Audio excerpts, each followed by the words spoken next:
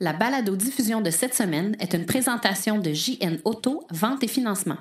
Voiture presque neuve, plus de 35 véhicules électriques à partir de 50 $ par semaine.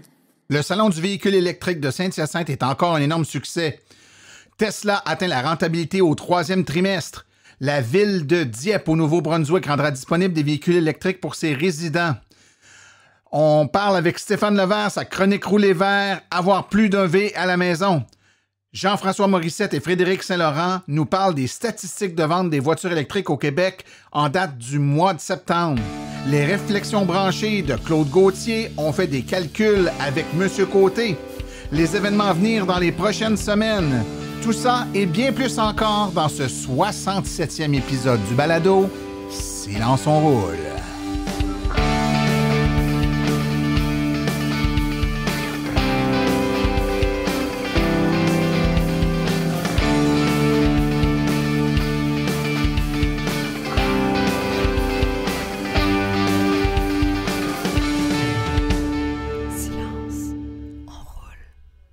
Bonjour tout le monde, mon nom est Martin Archambault et je suis l'animateur de la balado-diffusion Silence on roule. Silence on roule qui est partenaire de l'AVEQ, l'Association des véhicules électriques du Québec. C'est avec joie et plaisir que j'anime ce podcast 100% dédié aux voitures électriques. Alors, dans cet épisode numéro 67, mon Dieu, le temps passe vite, hein? C'est effrayant. On ne penserait pas que ça passe si vite que ça. Mais oui, déjà l'épisode 67. On approche tranquillement la 100e. On vous prépare quelque chose de spécial pour la 100e. J'espère que vous vous en doutez un peu. Ça va être spécial, mais j'en parle. Je donne pas de détails tout de suite. On va vous livrer ça là, en temps et lieu. Pour l'instant, concentrons-nous sur l'épisode d'aujourd'hui parce qu'il y a pas mal de pain sur la planche. En fait, je vais essayer de tenir ça au minimum. On a deux gros thèmes. Le Salon du véhicule électrique de Saint-Hyacinthe qui a été un méga succès encore une fois cette année. Incroyable comment ce festival-là, qui est parti tout petit, est rendu un rendez-vous où, mon Dieu, tous les gens intéressés par les véhicules électriques se rassemblent. Encore une fois, plus de 1000 essais routiers faits par les bénévoles sur le site. C'est incroyable.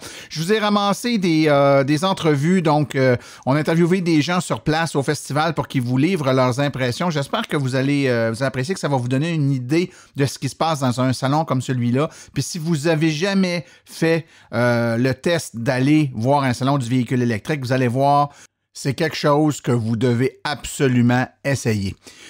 Bon, ben, je vous le dis souvent, mais c'est encore le cas. Hein? On peut nous écouter un peu partout, évidemment, sur le site web de l'AVEQ, mais la meilleure façon, c'est de s'abonner, que ce soit sur iTunes, Google Play, Spotify, TuneIn. On est sur toutes les bonnes plateformes de balado-diffusion. C'est la seule façon, en fait, efficace d'être abonné. Vous allez recevoir automatiquement les épisodes sur votre téléphone avant ceux qui l'écoutent sur le web. Et en prime, vous aurez accès régulièrement à des épisodes hors série. On en a déjà 3 diffusés. Il y en a d'autres qui s'en viennent. Puis les épisodes hors série sont souvent intéressants parce que c'est juste un sujet. Ça nous permet d'aller un petit peu plus en profondeur. Donc, c'est pas mal intéressant. Et ça, c'est juste pour ceux qui sont abonnés. Donc, il faut absolument le faire. Sur notre site web, là, vous allez sur abonnement.silenceonroule.com. Toutes les informations sur comment vous abonner vont se trouver là et vous n'avez qu'à suivre ces indications, autant pour les appareils Apple que les appareils Android. Alors, sans plus tarder, je vous propose de vous plonger pendant quelques instants dans l'atmosphère du Salon du véhicule électrique de Saint-Hyacinthe.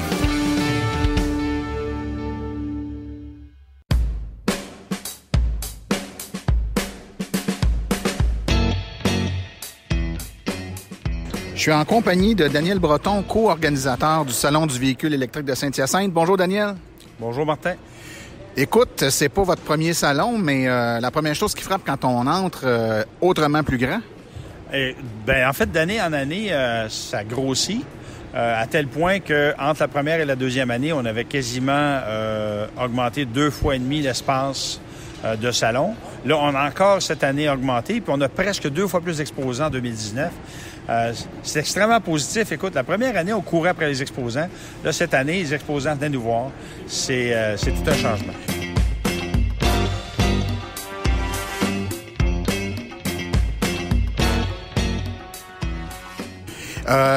Qu'est-ce que le consommateur qui est venu faire un tour l'année passée a vu? Cette année, il va faire le tour, il va voir des nouveaux trucs. Est-ce qu'il y a des nouveautés qu'on peut s'attendre à voir à votre salon qu'on n'avait pas l'année passée? Oui, il y a des véhicules électriques qui n'étaient pas là l'année passée. Évidemment, Kia Soul EV 2020, la Kia Niro. Il y a la nouvelle Ford Escape hybride, une nouvelle Toyota RAV4 hybride, Toyota Corolla hybride. Puis, évidemment, il va y avoir des véhicules québécois.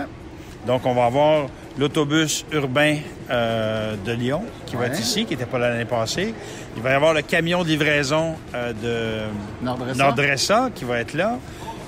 Bref, il y a beaucoup de nouveautés.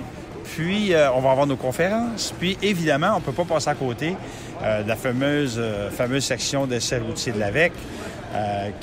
L'AVEC, qui soit dit en passant, fait un travail exceptionnel au salon. L'année passée, on a eu presque 1100 essais. Donc, on vous souhaite tout le succès du monde, mon cher ami. Merci beaucoup. Merci.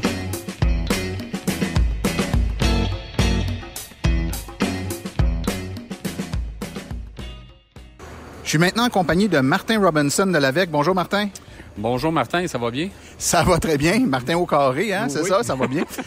Écoute, l'AVEC est ici comme dans plein d'événements et votre responsabilité ici pour les 3 prochains jours, c'est d'assurer les essais routiers. Exactement. Alors, on est ici pendant les 3 jours. On a une très grande variété de véhicules qui vont être disponibles à l'essai. Alors, on invite les gens à venir nous voir parce que il peut y avoir des véhicules différents chaque jour. Alors, c'est de venir à notre kiosque et de voir les différents types de véhicules qui sont disponibles et de faire les essais avec nos bénévoles. Excellent. Et puis, j'ai vu que vous étiez super bien situé. Quand on entre là dans le coin, là, il y a toute une section avec. Pour un événement comme aujourd'hui, là, bien évidemment, là, on est juste avant l'ouverture du salon, mais c'est pas votre première année. Si on regarde l'année passée, ça ressemble à quoi en termes de volume d'essais routiers que vous pouvez faire dans un week-end comme aujourd'hui? Ben, c'est ça. L'année passée, on a fait environ 1050 essais routiers. Alors, cette année, on essaye là, d'atteindre au moins le 1200.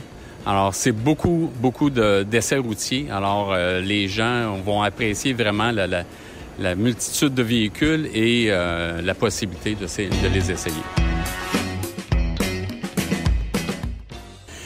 1000, tu parles l'année passée, 1050 essais routiers. Écoute, c'est quand même des trajets qui prennent un certain nombre de minutes à faire. Donc, le même bénévole peut quand même pas en faire 50-60 par jour. Ça prend une colonie de bénévoles assez imposante. Vous avez combien de bénévoles qui peuvent participer dans un événement comme on vit ici ce week-end? Alors, par bloc d'heures, comme aujourd'hui, ça commence à 13 heures jusqu'à 17 heures, on va avoir environ 25 à 30 bénévoles. Par la suite, de 17h à 21h, encore un autre 20-25 bénévoles. Alors, c'est des bénévoles qui se relaient. Alors, c'est pas nécessairement tous les mêmes, parce qu'évidemment, pendant 3 jours de temps, c'est de demander beaucoup de temps d'un bénévole. Alors, ils le font bénévolement. C'est des bénévoles. Alors... Et c'est leur véhicule ici? Oui, c'est le véhicule. Il y a quelques véhicules de concessionnaires, mais il y en a très peu. Alors, principalement, c'est des véhicules personnels. Ouais. Et ça, c'est différent. Je sais qu'il y a d'autres salons où c'est uniquement des véhicules de concessionnaires. Ici, c'est vraiment les bénévoles qui arrivent avec leur véhicule. Puis, je trouvais ça intéressant de donner le chiffre parce qu'il y a effectivement énormément de bénévoles, mais en même temps de comprendre que ça se fait en rotation, comme un genre de quart de travail, là, ce qui fait en sorte que les gens qui pourraient être intéressés de devenir bénévoles, mais qui n'ont pas 3 jours à offrir, peuvent quand même, j'imagine, donner, vous avez des plages, puis ils peuvent dire, moi, je pourrais être là pour ce 2 heures-là ou ce 3 heures-là, puis je pourrais revenir telle journée, puis finalement, ton week-end, il passe pas au complet, mais tu peux quand même venir donner un peu de temps. Absolument. Alors, qu'est-ce qu'on demande pour ce type d'événement-là? Évidemment, pour des événements régionaux, c'est différent. Habituellement, c'est des événements d'une journée. Mais pour un événement de 3 jours comme ça, ici, qu'est-ce qu'on demande aux bénévoles? C'est de nous allouer un bloc de 4 heures. Et il y a deux blocs de 4 heures par jour. Donc, les gens sont capables là, de fournir le temps qu'ils sont capables. C'est pas trop prenant. Et s'il y a quelqu'un qui écoute actuellement, qui a une voiture électrique puis qui veut devenir bénévole de l'AVEC, qui ne l'est pas, mais qui voudrait devenir bénévole, quelle est la bonne façon de faire pour signifier son intention? J'imagine qu'une fois qu'on lève la main pour dire qu'on est bénévole, on n'est pas obligé de participer à tous les événements. Comment ça fonctionne? Alors, la première chose, c'est de devenir membre de l'AVEC. Alors, on peut soit devenir membre ami ou membre or. Et à partir de ce moment-là, à partir du moment où on est membre, on peut, à l'intérieur de notre profil, identifier les régions pour lesquelles on voudrait être bénévole. Écoute, Martin, ton titre à l'AVEC, toi, c'est? Moi, je suis directeur adjoint de la région Montérégie je partage les responsabilités avec Nathalie Daigle, qui est la directrice de la Montérégie. Bien, je te remercie beaucoup pour tout ce travail-là bénévole que tu fais, puis on vous souhaite un excellent salon. J'ai hâte d'avoir des nouvelles de vos essais. Bien, à la prochaine. Merci beaucoup.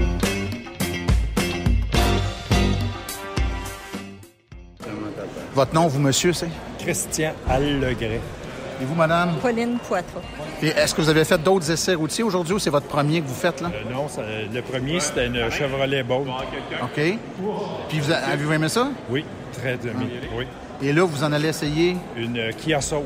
Une Kia Soul. Ça vous dérange si je vais essayer ça avec vous? Non. On va regarder ce que ça donne. Vous allez me donner vos impressions live. Ce que vous aimez, ce que vous aimez pas. Gênez-vous pas. C'est bon. Je suis prête.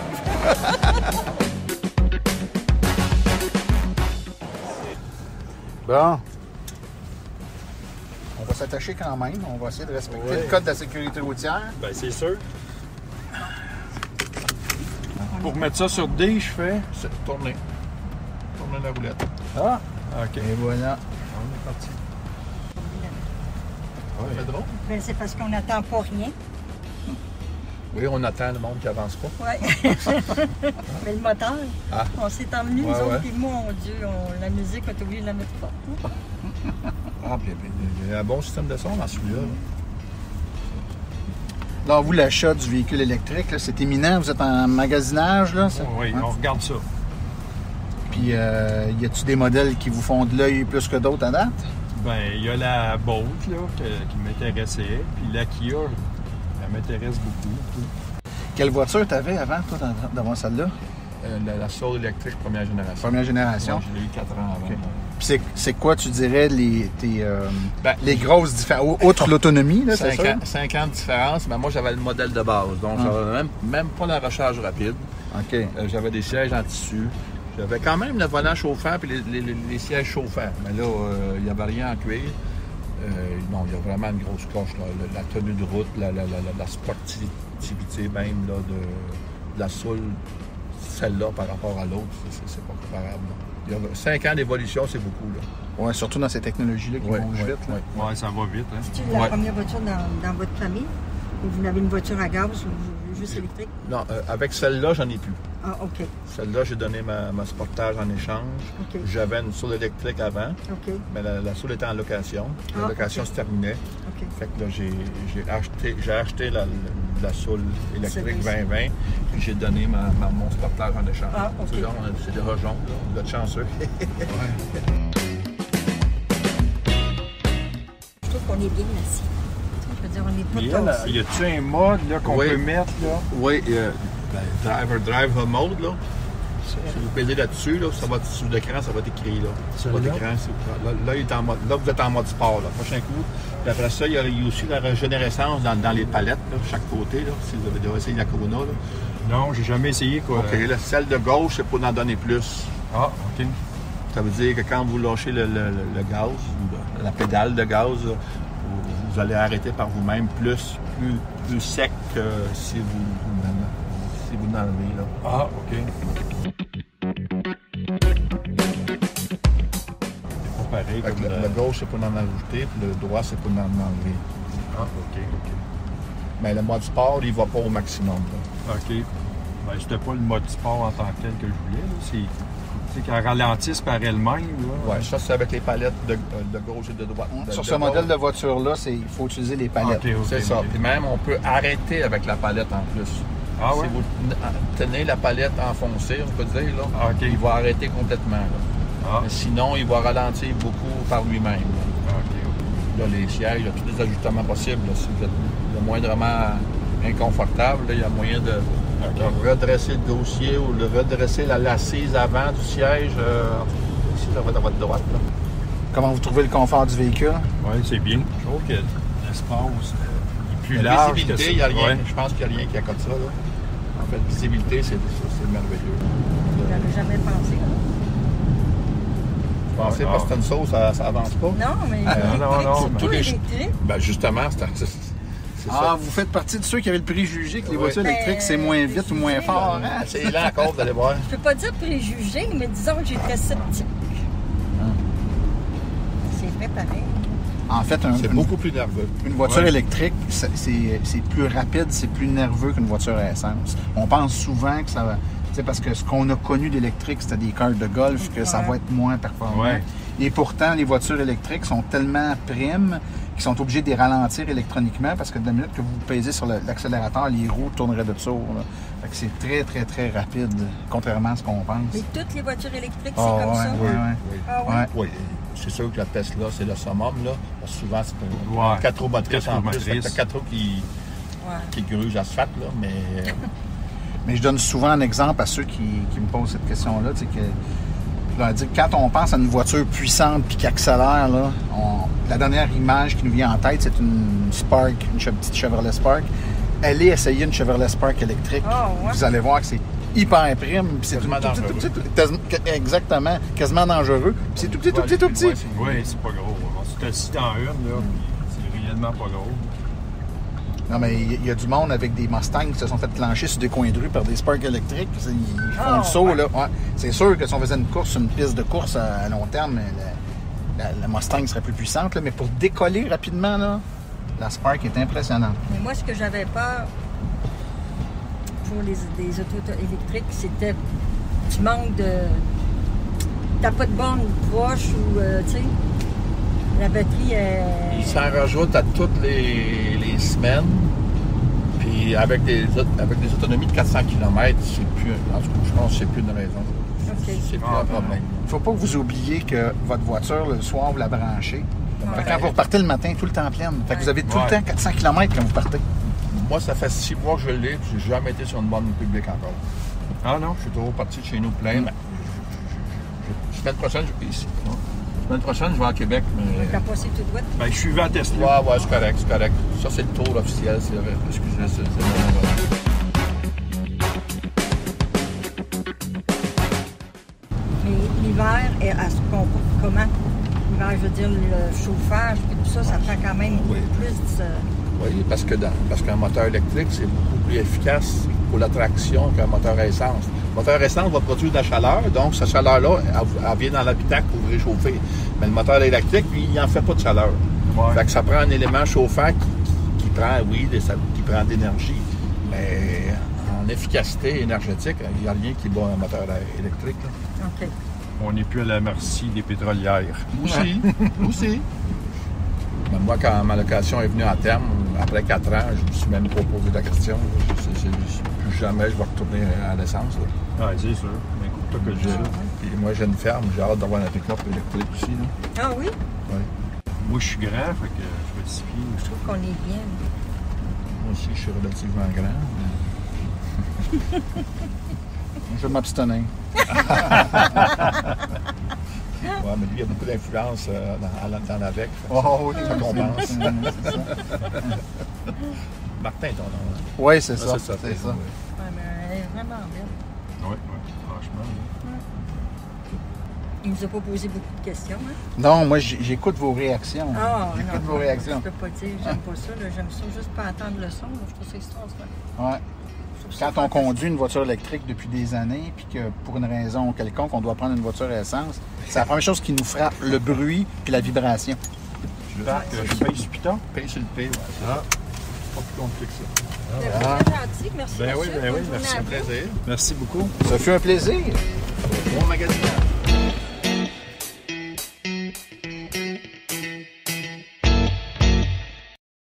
Pas pire, n'est-ce pas, hein? Et c'est toujours comme ça avec les essais routiers de l'AVEC, c'est-à-dire que c'est une belle organisation, c'est mené de main de maître, les bénévoles donnent du temps et puis les gens qui veulent venir essayer des voitures peuvent le faire en toute quiétude, sans pression et prendre le temps là, de poser toutes les questions voulues. Écoutez, avant de poursuivre avec les actualités, simplement vous rappeler que nous avons un concours pour gagner une capuche, vous savez, ce protecteur de port de recharge contre les intempéries, grâce à notre commanditaire macapuche.com. Pour participer au concours, c'est fort simple. Nous allons poster tout de suite à la publication de ce podcast-là, un message sur notre page Facebook. Message dans lequel vous devrez identifier 2 amis, taguer, comme on dit en jargon, 2 amis. Une fois que cela va être fait, nous allons piger dans quelques semaines un gagnant. Ce gagnant-là va être contacté. On va lui écrire par Facebook, là, par Messenger, lui poser des questions, donc avoir son nom complet, son adresse pour lui envoyer son prix. Évidemment, la marque, le modèle et l'année du véhicule pour envoyer la bonne capuche. Et puis finalement, un mot de passe. En fait, des mots de passe, les 2 mots qu'on doit noter, c'est dans cet épisode-ci qui sont donnés. Et c'est essai routier. Donc, les 2 mots, là, essai routier. C'est ça le mot de passe. Donc, notez-le si vous participez au concours et on vous invite vraiment à le faire via notre page Facebook parce que vous allez être contacté et vous devrez nous donner ces mots de passe-là. Essai routier, c'est à garder en tête. Alors, on poursuit tout de suite avec les actualités dans le monde de l'électromobilité.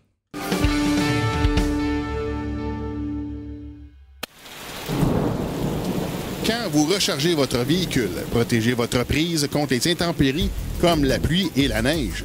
C'est imperméable, très résistant, facile à installer et à enlever, n'endommage pas votre voiture puisque c'est un système sans aimant, même avec antivol pour certains modèles. Cette housse protectrice de port de recharge est disponible en plusieurs couleurs, noir, rouge, blanc, bleu et gris. Disponible sur macapuche.com 514-512-4652 macapuche.com.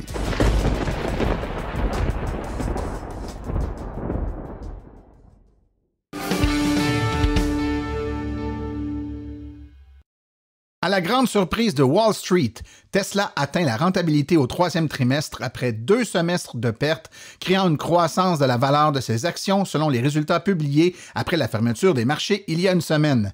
Les résultats du 3e trimestre du constructeur automobile incluent un bénéfice net de 143 millions de dollars, soit 80 cents par action, comparativement aux 311 millions de dollars ou 1,82 $ par action pour la même période l'année dernière. Tesla a réalisé au 3e trimestre un bénéfice de 342 millions de dollars. Dieppe est l'une des 5 villes francophones de la province du Nouveau-Brunswick à acquérir des véhicules électriques.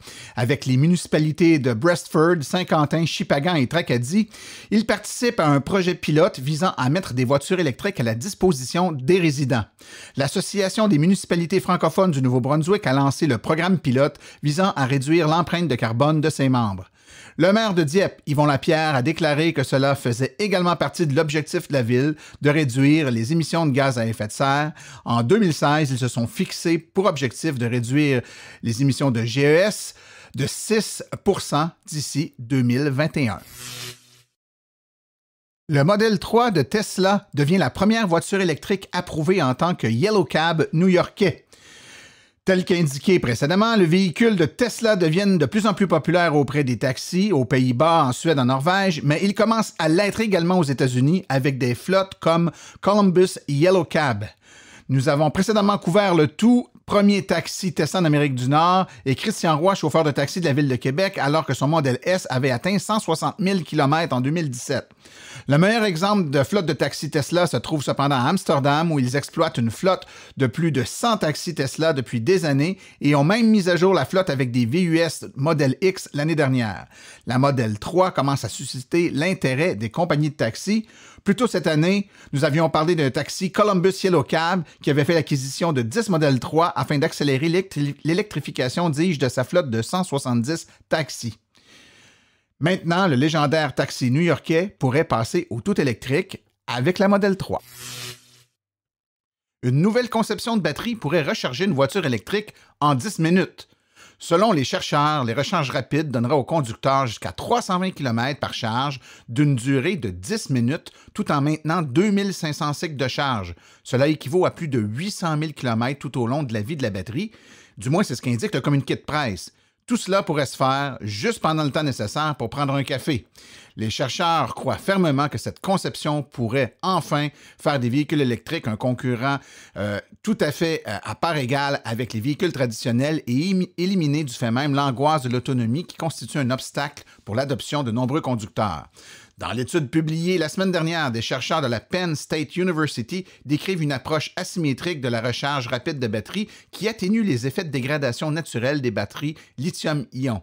C'est en chargeant rapidement à une température élevée, puis en stockant la charge plus lentement à une température plus basse, que l'on solutionne le problème. Les chercheurs ont découvert que cette approche permettrait aux batteries d'éviter les pertes de performance généralement causées par la plaque de la batterie, appelée électroposition du lithium ou croissance SEP pour électrolyte solide, qui se développe généralement avec le temps lorsqu'elle est exposée à la chaleur. Ceci diffère des autres types de batteries lithium qui se rechargent et se stockent à la même température et peuvent prendre jusqu'à 40 ou 60 minutes ou même plus pour compléter une recharge selon la température au moment de la recharge.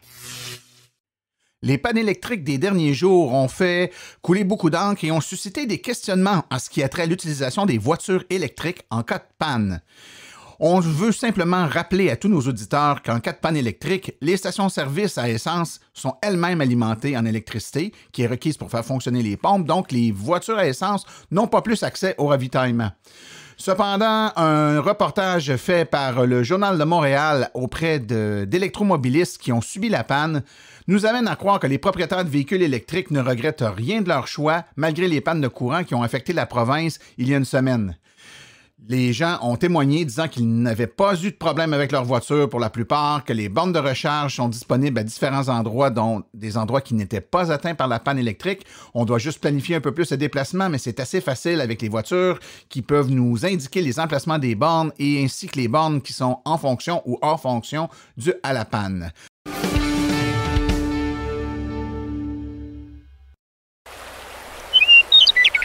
Roulez vert avec Stéphane Levert. Bonjour, ici Stéphane Levert et bienvenue à ma 9e chronique Roulez vert. Aujourd'hui, j'ai décidé d'aborder un sujet que je vois de plus en plus sur les réseaux sociaux et que de plus en plus de gens devront se poser à l'avenir lorsque vous posséderez plusieurs véhicules électriques pour un seul domicile. Même si vous êtes à planifier l'acquisition d'un premier véhicule électrique, ça peut être brillant de tout de suite penser à vos besoins si dans le futur vous en posséderez plus qu'un. Plusieurs options s'offrent à vous. Si vous avez déjà une borne 240 volts de niveau 2 à la maison, vous devrez vous poser la question si vous avez réellement besoin de charger les deux en même temps. Comme dans ma situation, on a 2 véhicules électriques à la maison depuis presque 1 an. Mais j'ai accès à une borne de recharge au travail, donc c'est quand même rare que je doive me charger au complet à la maison. La borne, c'est plus ma femme qui l'utilise quotidiennement que moi. Les rares occasions que je dois me charger pour être plein le lendemain si je dois faire un long trajet pour me rendre chez un client, en se branchant en arrivant de travailler, sa batterie est pleine avant que j'aille me coucher. Donc, je branche la voiture avant d'aller me coucher et on a 2 voitures avec des batteries pleines le lendemain. Autre scénario possible, utiliser une seule borne 240 volts pour le véhicule dit principal du foyer, plus un chargeur 120 volts pour la deuxième voiture seulement lorsque vous devez avoir les 2 voitures en charge en même temps. C'est facile d'oublier que le chargeur qui vient avec la voiture peut servir, mais ça peut facilement servir à l'occasion, même à la maison. Troisième scénario, ça serait d'installer une deuxième borne 240 volts sur un deuxième circuit électrique si votre panneau électrique le permet. Mais souvenez-vous que si vous utilisez 60 ampères dans le cas des 2 bornes de 30 ampères, uniquement pour la recharge de véhicule, il faut être certain que votre panneau électrique est capable de le prendre. Déjà que certaines personnes peuvent avoir de la difficulté à trouver de l'espace dans le panneau électrique pour seulement installer une borne. On a juste à penser aux condos ou aux maisons datant d'une certaine époque qui n'ont pas de panneau 200 ampères. Un bon compromis, c'est d'y aller, de se tourner vers la quatrième scénario que je vais vous expliquer aujourd'hui. Ce serait vers des bornes qui ont la capacité de faire le partage de puissance. Le concept est assez simple au fond. Chaque borne a la capacité de fournir la pleine puissance qu'elle est capable de fournir à votre véhicule lorsqu'elle est utilisée seule. Mais dès que vous branchez les 2 bornes à vos 2 véhicules au même moment, les bornes vont partager le courant pour ne jamais excéder la puissance que votre circuit électrique permet. Je vais vous donner 3 modèles de bornes qui ont la capacité de faire ça. Donc le premier modèle, la Flow X5, dite intelligente. Les bornes sont branchées sur le même circuit électrique et ils communiquent ensemble par connexion Wi-Fi pour jamais excéder la puissance que le circuit électrique est capable de faire. Donc, à partir du moment que vous branchez le deuxième véhicule, les 2 bornes sont capables de communiquer entre elles pour savoir que les 2 sont utilisés en même temps et ils se partagent la puissance. Le deuxième modèle, la EV Duty, Smart qu'ils appellent. Donc, c'est le même concept que la Flow X5 avec une connexion Wi-Fi. Sauf que, détail intéressant, si votre borne Heavy Duty que vous avez déjà, que vous avez fait installer dans le passé, n'est pas un modèle Smart, mais il y a toujours la possibilité d'ajouter et remplacer une composante à l'intérieur de la borne pour qu'elle devienne intelligente. Donc là, tout ce que vous avez à faire, c'est d'ajouter la deuxième qui, elle, va déjà l'être à la base. Troisième modèle de borne ayant cette capacité que je vais vous parler aujourd'hui, c'est le connecteur mural de Tesla. Celle-ci est différente un petit peu des deux autres modèles. Elle ne fonctionne pas avec une connexion Wi-Fi, mais c'est un câble de communication bas voltage qui est installé entre les bornes. Donc, comment ça fonctionne? C'est qu'il y a une des bornes qui est identifiée comme la borne maîtresse et qui va s'occuper de dicter la puissance que les autres bornes doivent tirer. Donc, Tesla permet même un partage de la puissance entre 4 connecteurs muraux. Donc, pour quelqu'un qui a vraiment beaucoup de véhicules qui se stationnent chez eux ou que c'est peut-être même vous servez de votre maison comme un commerce, quoi que ce soit, que vous avez des véhicules commerciaux, que vous devez en charger jusqu'à 4 véhicules, ça pourrait être une option là, qui serait plausible là, si vos véhicules sont évidemment des Tesla.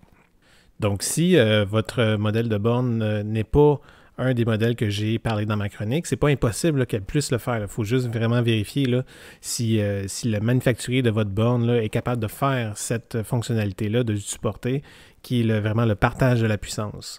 Donc, informez-vous là, si jamais c'est pas un des modèles que je vous ai parlé aujourd'hui. Donc, c'est ce qui conclut ma chronique. J'espère que ça vous a plu. D'ici ma prochaine chronique, c'était Stéphane Levert qui vous souhaite bonne route.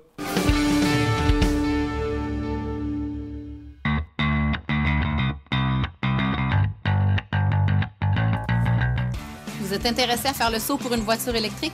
Vous considérez choisir une voiture d'occasion? Rendez-vous chez JN Auto. Avec plus de 35 modèles presque neufs en stock, c'est définitivement le chef de file lorsque vient le temps de vous procurer un véhicule électrique.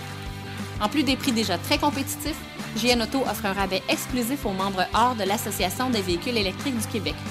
Une réduction supplémentaire de 299 $ plus taxes sur le prix affiché au financement d'un véhicule entièrement électrique ou hybride rechargeable. Consultez notre liste de voitures au www.jnauto.com. Téléphonez-nous au 1-888-821-3084 ou rendez-vous directement en succursale au 317 route 116 à Richmond, en Estrie.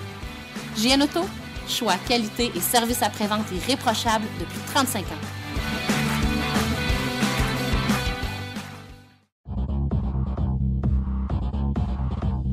Ici Guillaume André de chez Véhicules électriques Simon André. Vous écoutez Silence, on roule.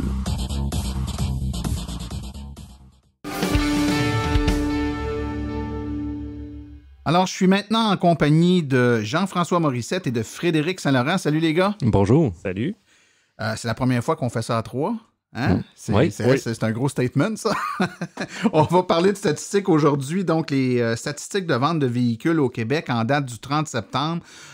Pour situer tout le monde qui ne connaîtrait pas Frédéric et Jean-François, c'est nos deux acolytes qui sont responsables de ramasser les informations fournies par les bases de données de la Société de l'assurance automobile du Québec. Donc, finalement, c'est une série de chiffres. Et leur job, c'est de faire parler ces chiffres-là, donc de mettre en relation les différentes informations contenues dans les statistiques pour être capable de nous donner des informations un peu plus parlantes. Donc, les beaux graphiques, les chiffres qui sont divulgués partout et que tous les médias reprennent à qui mieux au fil du temps. À chaque fois qu'on sort ces statistiques-là, ben, on les doit à ces deux messieurs. Donc, premièrement, merci. Hein? C'est apprécié. Je pense que tout le monde apprécie ces chiffres-là. On va commencer en parlant des ventes globales. Donc, savoir on en est rendu où au Québec en date du 30 septembre. Jean-François, tiens, casse la glace. On en est où au 30 septembre? Au 30 septembre, on en est, selon les chiffres officiels, à 60 784 véhicules électriques au Québec immatriculés, c'est-à-dire des véhicules tout électriques ou hybrides rechargeables. Dans tous nos chiffres, quand on dit véhicule électrique, c'est un raccourci pour les deux. Donc, c'est une information importante quand tu dis immatriculé, c'est-à-dire que nos statistiques sont basées sur les véhicules qui sont immatriculés. Donc, théoriquement, un véhicule aurait pu être vendu il y a 6 ans, 7 ans et ne plus être immatriculé, puis on ne le verrait pas, c'est ça? Exactement. Donc, c'est pas un nombre de ventes. Ben, on peut supposer que, étant donné qu'il y a des autos électriques depuis 8 ans ou à peu près, les voitures qui ont été immatriculées le sont encore, mais dans un certain nombre d'années, là, on va perdre dans nos statistiques les véhicules qui ne seront plus immatriculés. Ben déjà, il y en a certains des modèles qui ne se font plus qu'on voit qui commencent à descendre. Fait qu'il y a pas nécessairement. Il y a mettons que l'auto n'est plus bonne, n'est plus immatriculée et tout. Il y a aussi des accidents. Malheureusement, ça arrive de temps en temps. Les déménagements. Donc, il y a plusieurs choses. Donc, les immatriculations nous permettent vraiment d'avoir le nombre sur les routes, ce qui est finalement la chose importante de toute façon. Tout à fait. Donc, nos pionnières, là, comme la IMIEV ou la CMAX Énergie, ils sont déjà en déclin. Oui, tout à fait. C'est normal un peu aussi, là, soit qu'ils sont plus vendus, plus disponibles, ou encore... il y en a qui ont du vécu, il y a des petits mièvres qui ont du vécu pas mal. Et quand on regarde ce chiffre-là, donc 60 000, et qu'on le regarde globalement par rapport à nos prévisions des 2-3 dernières années, des objectifs du gouvernement, est-ce que c'est un chiffre qui est intéressant? On est-tu en retard? On est-tu en avance? On est-tu on target par rapport aux objectifs de 100 000 véhicules en 2020?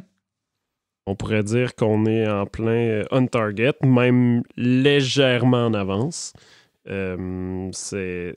On a une croissance qui reste à 70-75% annualisée là, à tous les trimestres. Là, donc, on suit une courbe assez exponentielle encore. C'est intéressant parce que ça fait à peu près 6 à 8 mois qu'on ne remet plus systématiquement en doute mon optimisme par rapport à l'atteinte des résultats. Il y a 2-3 ans, on regardait la courbe, puis déjà, on voyait que si cette courbe-là se maintenait, mais les gens regardaient juste le chiffre absolu, puis disaient « Ah ben non, on ne l'atteindra jamais ». Alors que nous, à l'AVEC, on disait tout le temps « Mais si on ne se rend pas, on ne sera pas loin. » En tout cas, et là, depuis quelque temps, je pense que le consensus est assez clair. On s'y approche dangereusement. On va revenir tantôt à ce qui pourrait nous empêcher de l'atteindre parce que la courbe est exponentielle, mais il pourrait arriver des phénomènes qui accélèrent ou qui ralentissent cette courbe-là. Si on reste dans le nombre de véhicules, est-ce qu'on a des observations, peut-être, Frédéric, est-ce qu'il y a des observations à faire sur les différents véhicules? Donc, les ventes, si on les prend par modèle, y a-t-il des surprises dans nos statistiques? Ben, je dirais qu'il n'y a pas de surprise majeure. Ce qui est arrivé était un peu prévisible. Il y a certaines, donc finalement, la première position, ça reste toujours la Volt. Elle ralentit un peu étant donné qu'il n'y en a plus de nouvelles qui se fabriquent. Après ça, la Leaf a continué une progression à peu près régulière à ce qu'elle faisait depuis un certain temps. Et en troisième position, c'est encore la Prius Prime combinée avec les quelques premières Prius plug-in hybrid qu'il y avait là, à l'époque. OK. Si on veut, en dessous qu'il y a des petits changements. Là. De quelle sorte ou de quel ordre? Ben, c'est-à-dire qu'on avait une compétition, disons, appelons-le comme ça, assez forte entre le Model 3, la Bolt, la Outlander plug-in, puis la Prius Prime. Puis là, nettement, la Tesla Model 3 s'est détachée de la Bolt puis du Outlander. On est rendu au même niveau, là, pratiquement 5300 que la Prius Prime. Là. Donc... entre 3 et 4e place, c'est essentiellement égalité. C'est-à-dire que la Tesla 3, qui est arrivée il y a 1 an et demi, est déjà en 4e position des voitures électriques les plus présentes sur nos routes au Québec. C'est quand même impressionnant. C'est très impressionnant même, parce que quand on est dans le haut du peloton, on compétitionne avec des voitures qui sont là depuis pour la plupart du temps, assez longtemps, la Leaf, la Chevrolet Volt, puis des voitures qui se sont vendues en grande quantité. Ça veut donc dire que le rythme de vente de Tesla se démarque actuellement des autres manufacturiers. D'autant plus que c'est un modèle un peu plus cher que ces modèles-là. Hein. Tout à fait. Donc, c'est pas le prix qui est le frein dans ce cas-là, hein, force est d'admettre. Est-ce qu'il y a au contraire, est-ce qu'il y a des marques qui, elles, semblent s'en aller vers un déclin ou une descente en termes de popularité? C'est ça, il y a la Volt qui définitivement va être appelée à descendre parce qu'il s'en fait plus. En fait, je dirais, c'est probablement ceux qui sont vraiment en baisse de popularité, c'est ceux qui se font plus. Sinon, les autres suivent à peu près leur tendance qu'il y avait. Il y a des petites variations, mais on ne voit pas de gros changements drastiques. Ouais. Là. Okay. Il y en a qui vont un petit peu plus vite, un petit peu plus lent. C'est peut-être juste un peu plus ou moins de demande, mais rien de clairement, lui, il arrête de façon inexplicable. En réalité, depuis 2-3 trimestres, il n'y a pas beaucoup de nouveautés non plus sur le marché. Là. Fait qu'on est un peu dans un statu quo où les bons joueurs continuent à performer, puis les anciens modèles stagnent. Puis Il manque un peu de nouveautés. Oui, puis dans les nouveautés, on a eu, entre autres, le Kona, il n'y a pas tellement longtemps, le Niro. Le Kona apparaît dans le palmarès des 15 plus populaires. Le Niro, non. Est-ce que ça veut donc dire qu'il s'est vendu ou qu'il y a eu... Ça en est moins vendu, pas nécessairement parce qu'elle est moins convoitée, mais peut-être parce qu'elle est moins disponible à ce moment-là que le Kona, parce qu'il y a quand même une bonne différence de vente entre le Kona et le Niro. Oui, je dirais que le Kona est probablement un des rares nouveaux modèles de cette année qui a percé. Qu'il y en a en ce moment, il me semble, à peu près 1600 sur les routes à peu près. Oui. Donc, lui, il a clairement... Puis c'est une progression à peu près linéaire depuis le début de l'année. Donc, à peu près un nombre similaire à chaque trimestre. Il est arrivé un petit peu avant le Niro électrique aussi. Là. Il y en a eu qui sont apparus, je pense, sur les radars dès janvier. Donc, ça a coïncidé avec le début de l'année. Mais visiblement, il y avait une offre disponible au début. Là, je pense que ça fléchit un petit peu. Puis le Niro, c'est très lent son entrée là, pour un modèle qui devrait être compétitif avec le Niro. Tout à fait. Puis c'est un modèle, en tout cas, de ce qu'on entend parler. Il y a beaucoup de gens qui en veulent un puis qui sont sur une liste d'attente. Je pense que la disponibilité joue vraiment... vient vraiment faire une jambette, dans le fond, au nombre de véhicules sur les routes. On voit que même qu'il y a plus l'hybride branchable se trouve avoir un peu plus de popularité que le tout électrique. 2 fois plus. 2 fois plus. Ce qui m'amène à parler justement de cette saine compétition entre l'hybride branchable et l'électrique. Là, on vient de basculer pour la première fois avec un ratio de tout électrique plus grand que l'hybride branchable, si je ne me trompe pas. Dernière fois, on était... Un tout petit poil, justement, genre juste 0.01 ou 0.02, là, mais c'était à peu près égalité. Mais là, maintenant, effectivement, c'est 50,75% pour les 100% électriques versus hybride rechargeable. Ça fait un bout de temps que la tendance était à la hausse pour les 100% électriques. Mais là, maintenant, on va voir le futur, mais ça continue à la hausse. Pour le futur, ça va ralentir. Il y a beaucoup de gens qui allaient vers l'hybride branchable parce qu'ils avaient besoin d'autonomie puis que les voitures sur le marché ne correspondaient pas à leurs besoins. Avec l'arrivée des voitures à plus grande autonomie, 400-500 km, on peut présumer qu'il va y avoir un exode, une érosion de vente des hybrides branchables au profit des voitures électriques à haute autonomie. Surtout qu'au Québec, il y avait la Chevrolet Volt qui était vraiment très populaire, qui était l'hybride branchable par excellence, qui est plus produite. Donc, elle constituait un pourcentage un peu démesuré de la flotte québécoise. Si maintenant, on regarde la répartition de ces achats-là sur le territoire québécois, qu'est-ce que l'analyse des données du dernier trimestre nous permet de constater? Donc, de façon générale, là, quelles sont les tendances? Les tendances sont un peu au beau fixe, encore une fois, je dirais, là, depuis quelques trimestres. Donc, la Nodière, qui est notre région qui a adopté le plus rapidement la voiture électrique, reste la championne toute catégorie. On a une part de marché, disons, de 1,4 %. C'est-à-dire que si on prend toutes les voitures enregistrées dans la Nodière, il y a 1,4 % de ces voitures-là qui sont électriques, alors qu'au Québec, on tourne probablement autour du 1 % là. Ensuite, il y a la Montérégie qui suit de près. Puis on voit aussi l'Estrie-Laval... Et les Laurentides dépassent aussi le 1 % estimé de la flotte. Donc, ces régions-là sont en avance sur les autres, mais je dirais que dans le dernier trimestre, il n'y a pas vraiment de différence. La croissance est assez similaire d'une région à une autre.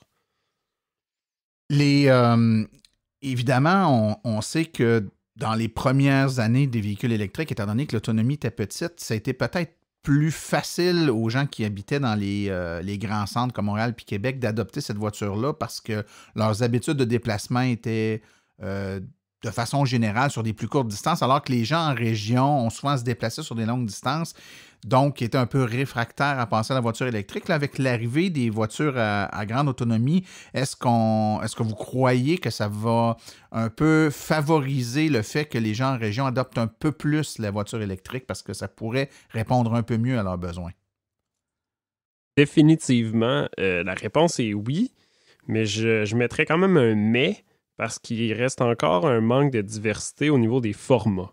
Puis on sait qu'en région, il y a peut-être des attentes encore plus grandes qu'en ville pour avoir des formats un peu plus utilitaires, par exemple, ou même éventuellement le pick-up ou les fourgonnettes. Donc, Ça, c'est pas tout à fait encore présent sur le marché, fait que ça explique peut-être aussi une partie de la différence dans l'adoption, dans le rythme d'adoption.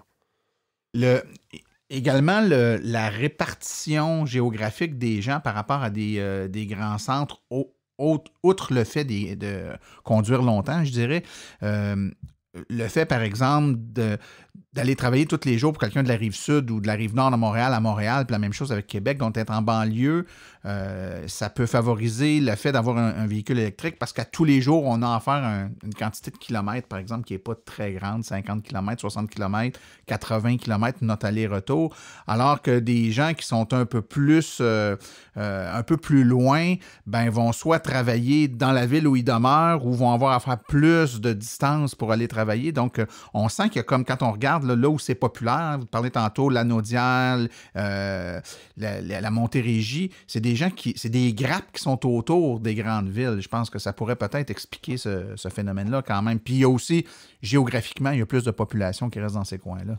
Mais demeure que les statistiques qu'on fait, c'est par rapport au nombre de véhicules sur la route. Donc, qu'il y ait beaucoup de personnes dans une région ou pas, n'a pas vraiment... ça n'affecte pas le classement d'habitude qu'on parle très souvent. Tout à fait. Donc... Ça peut favoriser le fait que dans cette région-là, par contre, les gens ont des habitudes de vie qui sont plus compatibles avec la réalité d'une voiture électrique. En tout cas, ça va être de moins en moins vrai avec les grandes autonomies, mais quand on avait une voiture de 200 km d'autonomie, pour quelqu'un qui a à faire régulièrement 400 km de route, ben ça ne marchait pas. Là, ça. Il y a peut-être aussi le phénomène de... j'ai déjà parlé avec certaines personnes, justement, par exemple, d'Abitibi. Pour eux autres, un véhicule 100% électrique n'était pas envisageable parce qu'il y avait besoin de venir à Montréal de temps en temps. Alors que la plupart du monde à Montréal, il y en a quelques-uns qui vont en Abitibi de temps en temps, mais probablement beaucoup moins souvent que le monde d'Abitibi vienne à Montréal.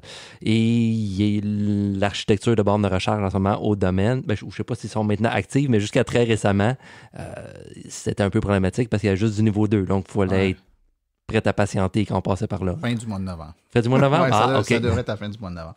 Tu vois, si on veut parler au-delà des régions, on peut même parler des villes. Les villes avec les pourcentages de pénétration les plus élevés, là, on parle, ce sont des villes, surtout sur l'île de Montréal. Westmount, Ville-Mont-Royal, on s'approche du 3%. Beaconsfield, Hampstead, là, l'ouest de l'île. Mais après ça, nos autres championnes, là, c'est des villes de la couronne de Montréal. Là, des Boucherville, des Terrebonne, des Mascouches, des villes comme ça, effectivement, qui là, le sweet spot, excusez l'anglicisme, là, semble effectivement correspondre à ce que tu disais, Martin. On avait un ratio, pas normal, en tout cas, plus élevé que la moyenne, entre autres dans la région de Rawdon, puis on l'attribuait à l'effet bourgeois qui est dans ce coin-là. Est-ce qu'ils sont encore...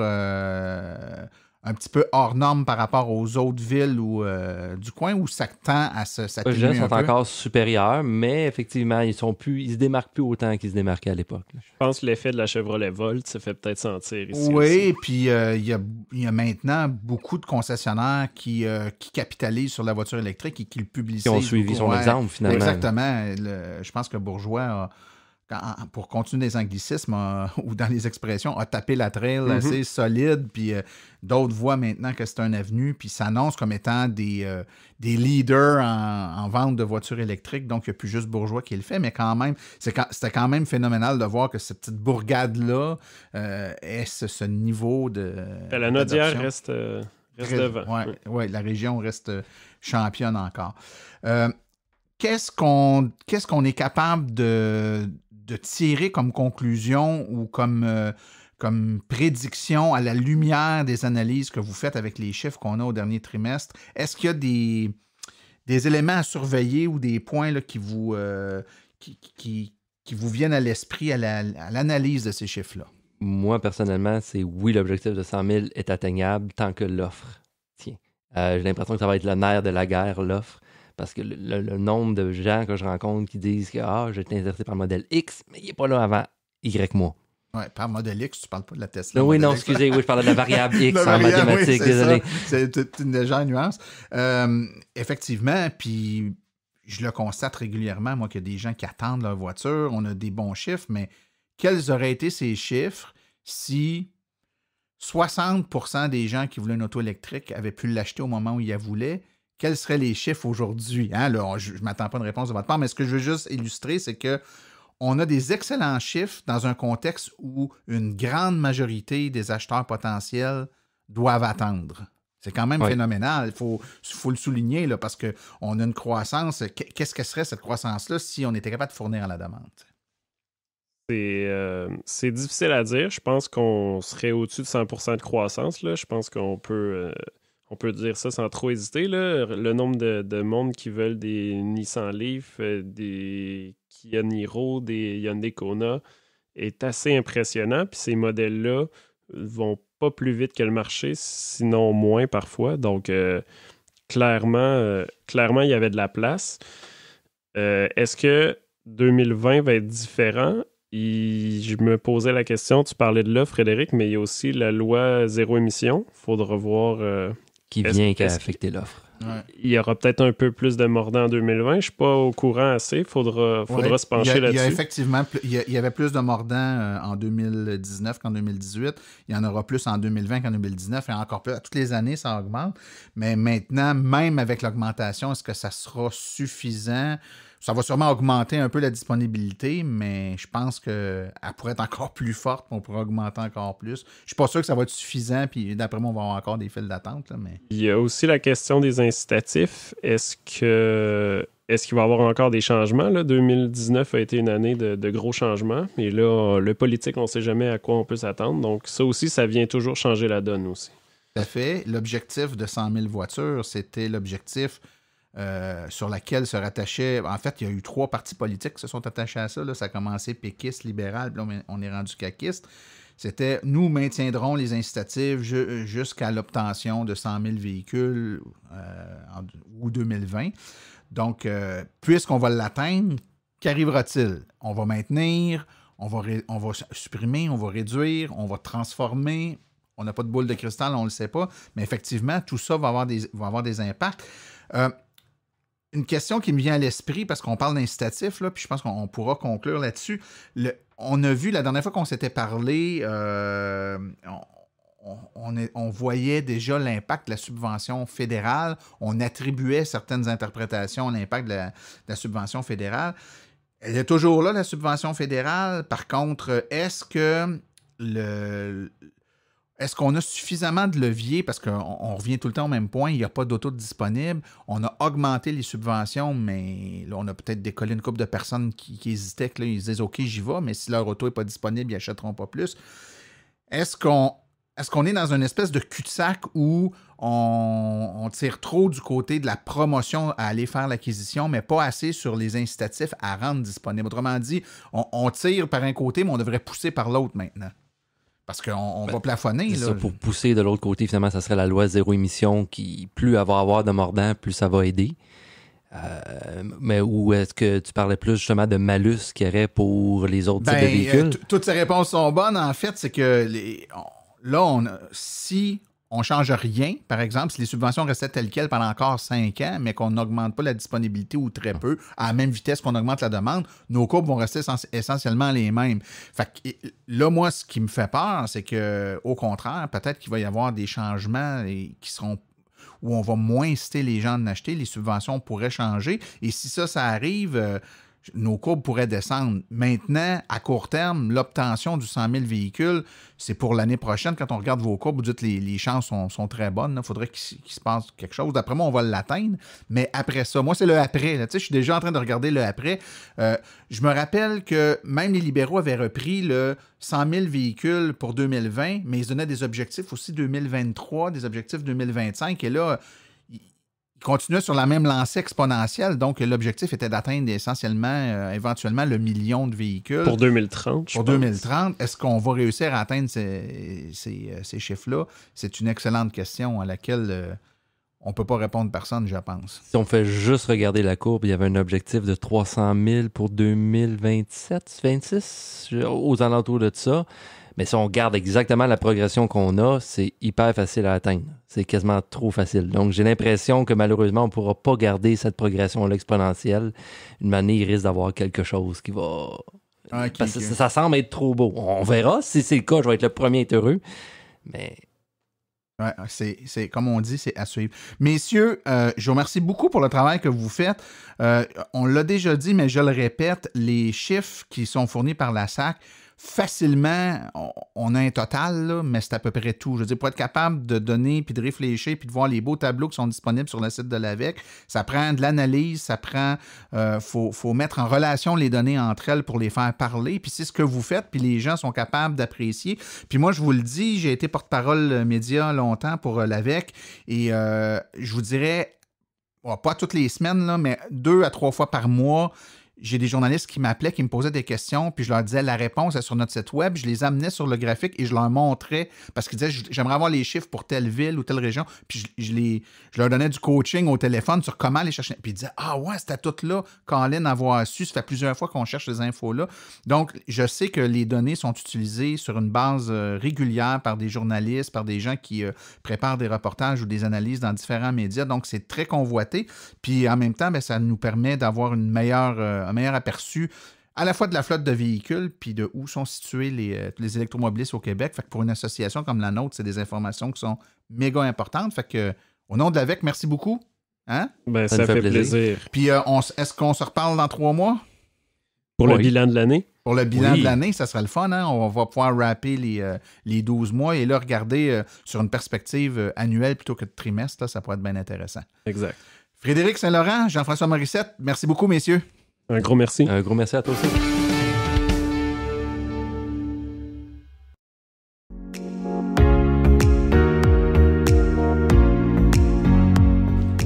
Les réflexions branchées de Claude Gauthier.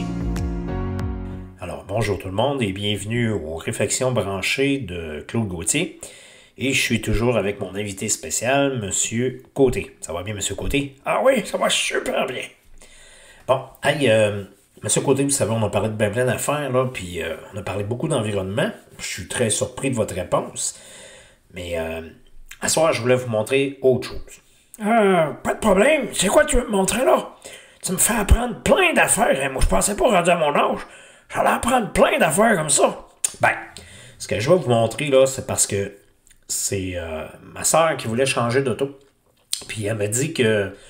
En tout cas, elle m'a donné les modèles, là, ça y tentait. Puis là, j'ai commencé à calculer ça. Puis, saviez-vous, si je vous dis, admettons un véhicule électrique là, de 45 000 $, puis si je le compare avec une auto essence de 22 000 $, c'est sûr que ma soeur regarde son auto longtemps. Là. Elle m'a dit qu'elle allait la garder environ 10 ans. Hey, c'est à peu près comme moi. Mon GM, là, ça fait encore même plus longtemps que ça que je l'ai. Ouais, je sais que... Il commence à être dû, hein, un petit peu. Ben, quand même pas pire, là. Il marche encore. Ouais, OK. Fait que là, c'est ça, je calculais ça. Puis sur 10 ans, imaginez-vous bien que c'était moins cher de prendre le véhicule électrique que l'auto à essence. Voyons donc, toi. Hey, 45 000, puis là, tu me dis, quel prix déjà pour le prix à gaz? Ben, le véhicule à essence, là, on parlait d'un véhicule là, qui coûte environ 22 000 $. Hey, voyons donc! Hey! Écoute, Claude, là, je sais que je suis un peu vieux, là, mais je sais quand même compter, là. Hein, ça se peut pas! Ben, écoutez-moi bien, là, regardez bien, je vais vous montrer ça. Là, j'ai un petit fichier Excel, là, que je vais rentrer là. Fait que là, vous voyez, ce que je fais, c'est que je rentre les chiffres, donc 22 000 $, qui est une... Ma soeur voulait s'acheter une Honda Fit. Fait que je suis allé voir sur le site d'Honda, vous voyez là, ici, là. Oh, oui, je vois ça, là. Bon, ben là, j'ai rentré ça, le prix avec la livraison, tout ça. Puis dans mon fichier Excel, regardez bien. Là, si je vais chercher, admettons, Hyundai Kona, là, la version de base. Puis regardez, vous voyez le chiffre en bas? Oui. Lequel des deux qui est le plus haut? Ben, je sais pas, là, il y en a un qui est à 54 000, puis l'autre à 48. Ben, c'est en plein ça. Vous voyez, celui-là à 54 000, ben, c'est l'auto à essence. Ben, voyons donc, ça se peut pas. Ben, c'est parce que là, on calcule l'essence, on calcule les changements d'huile, on calcule, il va y avoir des frais minimes, mettons, pour l'entretien, mais disons que les véhicules électriques vont avoir moins besoin d'entretien. Donc, c'est pour ça que ça arrive aussi comme ça. Ben, voyons donc, ça se peut pas. Ben, tu me comptes des menteries, là? Je vous compte pas de menteries. Regardez, c'est dans le fichier Excel. Oui? Oui? OK. Ce sera pas long, je reviens. Bon, allez, voir ce qui se passe, là.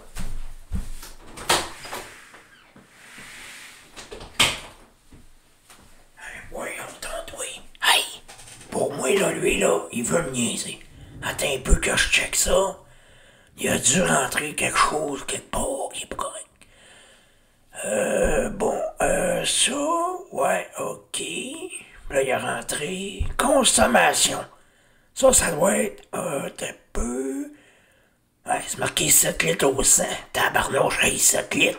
S'il savait comment que mon pick-up dépense, ça n'a pas de bon sens. OK. Ça, c'est correct. OK, ça aussi. Ouais, moi, à peu près chaud. Je fais 22 000 km. T'as peu, ouais, Steph m'a changé ça, moi, t'as peu. Tiens, 19 000 piastres. Hein? C'est encore plus cher. Ben voyons donc. Qu'est-ce que c'est ça, cette affaire-là? Ça n'a pas de bon sens. T'as peu. M'attendre un petit peu.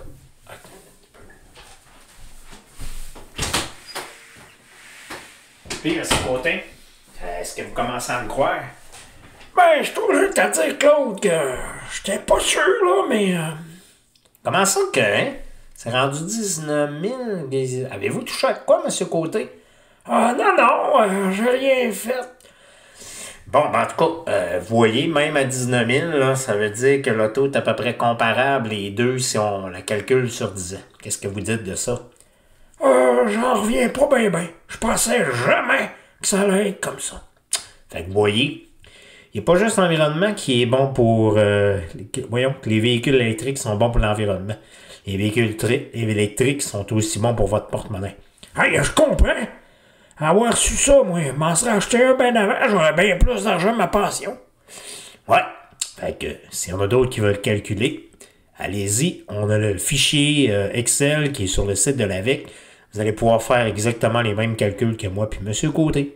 Donc, à la prochaine. Hey! Salut tout le monde!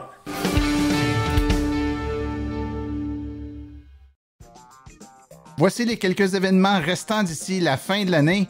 Évidemment, la grosse saison des événements tire un peu à sa fin pour l'AVEC avec la venue du temps froid.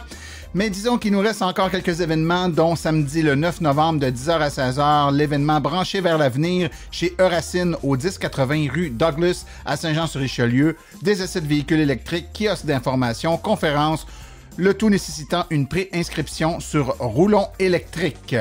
Conférence à voiture électrique, un survol électrisant. J'ai 2 dates de prévues. La première, le 14 novembre à 18h30 à la bibliothèque Armand Frappier. C'est sur la rue Saint-Thomas à Salaberry de Valleyfield.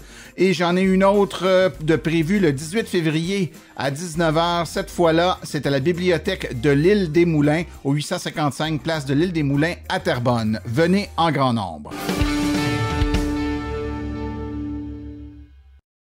Ceci complète la présente balado-diffusion. J'aimerais remercier tous mes collaborateurs aujourd'hui. Il y en a plusieurs. Daniel Breton, Martin Robinson, Frédéric Saint-Laurent, Jean-François Morissette, Stéphane Levert et Claude Gauthier. La reproduction ou la diffusion de l'émission est permise, mais j'apprécierais en être avisé. Toute question concernant l'émission peut être adressée à martin@silenceonroule.com et toutes les questions générales regardant l'électromobilité ou l'AVEC peuvent être envoyées à info@aveq.ca. Pour vous renseigner et avoir accès à toute la documentation de l'AVEC, visitez le www.aveq.ca. Je vous rappelle que sur notre site web, afin de vous faciliter la tâche, vous avez accès aux archives de nos balados ainsi qu'à des hyperliens en visitant le archive.silenceonroule.com. Mon nom est Martin Archambault et j'espère que d'ici le prochain balado, vous attraperez la piqûre et pourrez dire, vous aussi, silence, on roule.